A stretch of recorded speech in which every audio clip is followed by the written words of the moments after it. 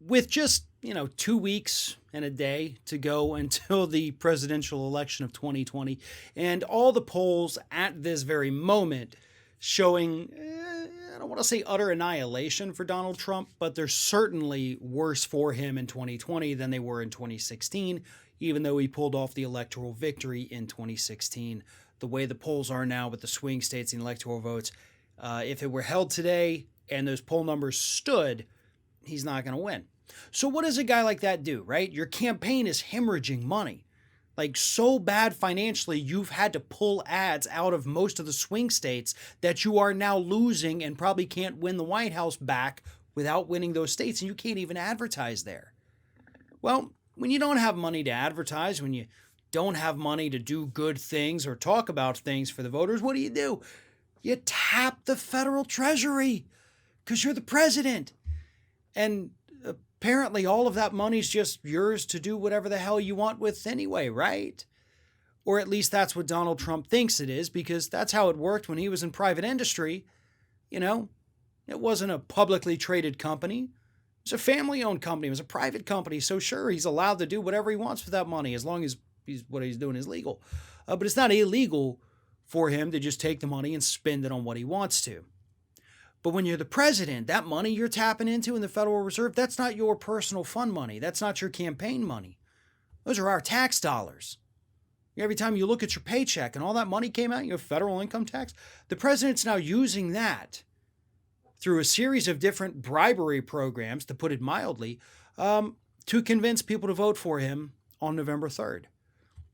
Here's what's happening. There's two separate programs right now. One we have talked about, and that is the $8 billion plan by the president to send, I think, 40 million Medicare recipients a $200 gift card plastered with Trump's name on it. He had to make sure he has his name on it. They went through multiple different designs for it with the Trump logo on it to make sure people knew that this $200 for senior citizens who currently hate Donald Trump, that the money came from him.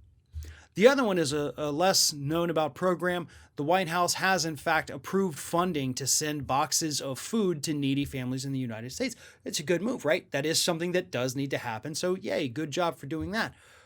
Unfortunately, they also used our tax dollars, just like with the Medicare gift cards, to plaster Trump's name all over it, make sure it had the Trump branding, not even the United States branding, Trump branding, the Trump logo, the Trump colors. They made sure that all of these boxes, all of this food, all of this stuff sent out to Americans had Trump's name all over it, and that cost additional money. You know what else costs additional money? The hundreds of millions of dollars they're now paying to publicize these efforts. The government agencies responsible for these programs are now spending a combined, I think, $300 million to publicly promote the programs and also tout how great Donald Trump is for making it happen. To put it another way, he is using our tax dollars to run a publicity campaign for himself ahead of the election. I'm pretty sure Republicans would be calling for the head of any Democrat who attempted to do this.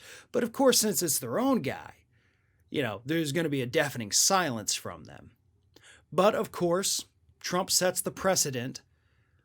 Next person to take the White House as a Democrat, they may try to do the same thing. And at that point, we're going to see Republicans absolutely lose their minds.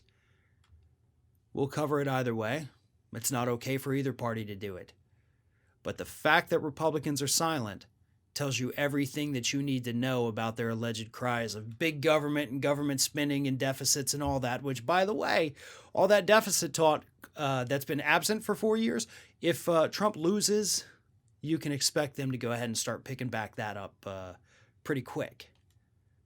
Because anytime a Democrat's there, God, we can't spend a dollar on anything. But when it's a Republican, hell, you can spend on anything you want, even if it's potentially illegal spending, to promote your failing campaign.